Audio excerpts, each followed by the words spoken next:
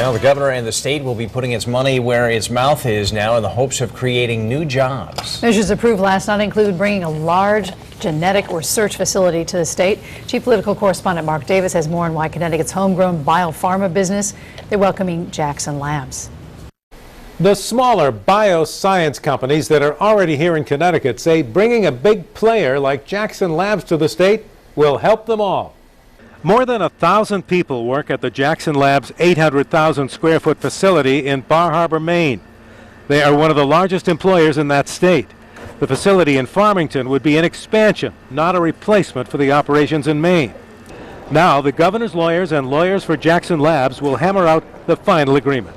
We will exchange outlines of an agreement. We will discuss terms and conditions, and we'll come to the table and hammer out the particulars. We're hoping that can happen in about, we hope, by the end of this year.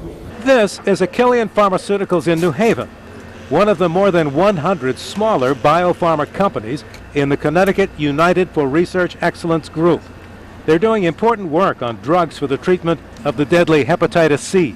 We're excited because it's going to add to the bioscience cluster. I think we've always had a great bioscience cluster here in New Haven with a number of companies that Yale spun out, but I think we need to broaden that through the state. Bringing Jackson Labs to Connecticut really ties together the research triangle that we're now building between Storrs, Farmington, and New Haven. It brings a big player to Connecticut. And it is felt that having that big player, coupled to the Yukon Medical Center complex, will have the kind of impact on the growth of this and related and support companies that the Malloy administration is predicting.